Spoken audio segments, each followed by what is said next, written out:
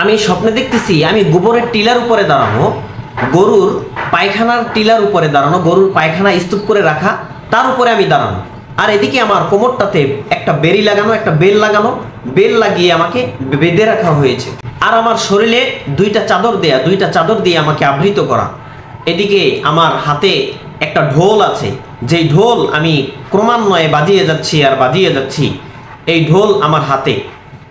আবার দেখতেছি যে আমি এখন কাবা শরীফের সাথে হেলান দিয়ে শুয়ে আছি, হেলান দিয়ে বসে আছি। এই স্বপ্নটা দেখার পরে অত্যন্ত ভীত সন্ত্রস্ত হলেন এবং ঘুম থেকে চমকে উঠলেন।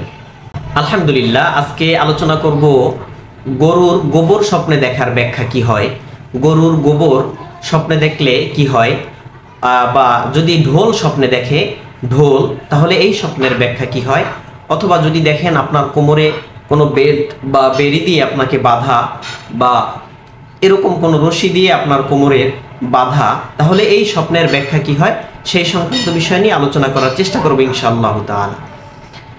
এই স্বপ্নটা এরকম একটা স্বপ্ন কিন্তু আমাদের ইমাম হাসান বসরি রহিমাহুল্লাহ তিনি দেখেছিলেন। হাসান বসরি রহিমাহুল্লাহ তিনি স্বপ্নে দেখলেন তার শরীরে একটা সুফিদের পোশাক, যারা সুফি সম্রাট ছিলেন তারা যে পোশাকগুলো পরতেন ওই পোশাক তার শরীরে একটা পরিহিত, অর্থাৎ পশমের।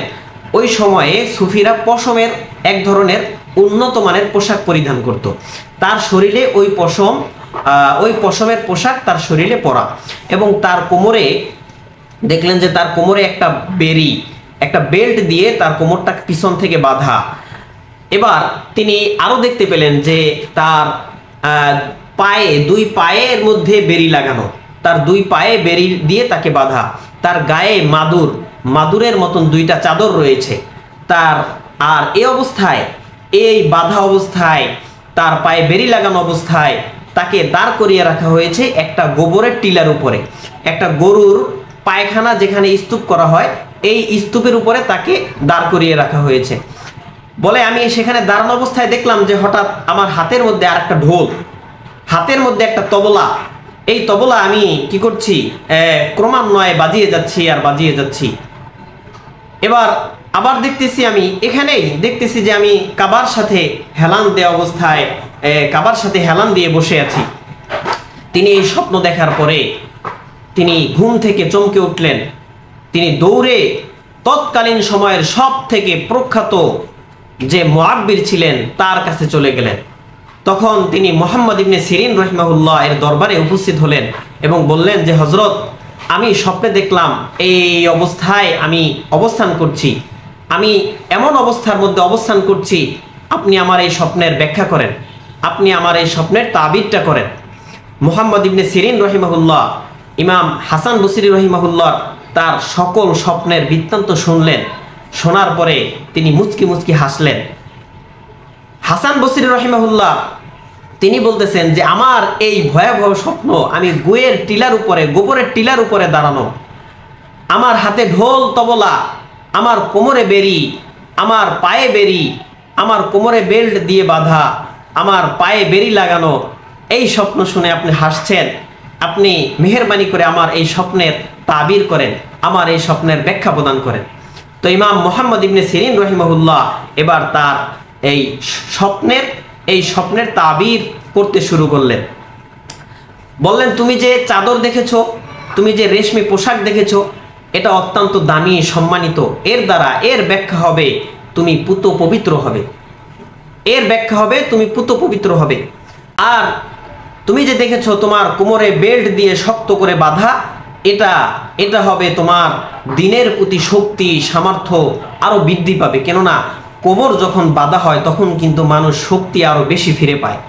আর তুমি যে দেখেছো তোমার গায়ে দুইটা মাদুর পরিহিত, এটা হচ্ছে তোমার কোরআনের প্রতি ভালোবাসা, তোমার কোরআনের প্রতি মহব্বত, এবং তুমি মানুষকে কোরআনের ব্যাখ্যা করে শোনাবে, এই দিকে এই মাদুরটা ইঙ্গিত করছে। আর তুমি যে দেখেছো তোমার পায়ের মধ্যে বেরি লাগানো, তোমার পায়ে বেরি দিয়ে তোমাকে বাঁধা, এটা হবে তোমার পরহেজগারিতার প্রতি ইঙ্গিত। তুমি সর্বদা পরহেজগারিতার মধ্যে থাকবে, তোমার পা কখনো পরহেজগারিতা থেকে বিমুখ হবে না, তুমি কখনো ভ্রষ্ট পথে তোমার পা পরিচালিত হবে না। আর তুমি যে দেখেছো তোমাকে গোবরের টিলার উপরে দাঁড়ানো অবস্থায় তোমাকে গোবরের টিলার উপরে দাঁড়িয়ে করে রাখা হয়েছে, ইহার ব্যাখ্যা হবে দুনিয়া। দুনিয়া, এই দুনিয়া আল্লাহ রব্বুল আলামিন তোমার পায়ের নিচে তুচ্ছ জিনিস হিসাবে তোমার পায়ের নিচে ঢেলে দিবে। তুমি দুনিয়া থেকে বিমুখ হবে, দুনিয়ার তোমার কোনো প্রয়োজন হবে না, তুমি দুনিয়ার প্রতি কোনো লোভ থাকবে না তোমার। ইহা হবে এই গোবরের টিলার উপরে দাঁড়ানোর ব্যাখ্যা। আর তুমি যে দেখেছো যে তুমি ঢোল বাজাচ্ছ, তোমার হাতের মধ্যে তবলা রয়েছে, ইহা হবে তোমার খ্যাতি, তোমার নাম যশ, প্রচার প্রসার। যেরকম ঢোল বাজালে, ঢাগর বাজালে, এগুলো দ্বারা মানুষকে বিভিন্ন জিনিস এলান করা হয়, মানুষের মাঝে ছড়িয়ে দেওয়া হয়, আওয়াজ যেরকম ছড়িয়ে পড়ে, তোমার নাম যশ, তোমার খ্যাতি ঠিক তদ্রূপ মানুষের মাঝে এইভাবে ছড়িয়ে পড়বে। অতএব আপনি যদি গোবর স্বপ্নে দেখেন তাহলে বুঝতে হবে এই দুনিয়া আপনার কাছে তুচ্ছ হয়ে যাবে, এই দুনিয়া আপনার কাছে তুচ্ছ মনে হবে।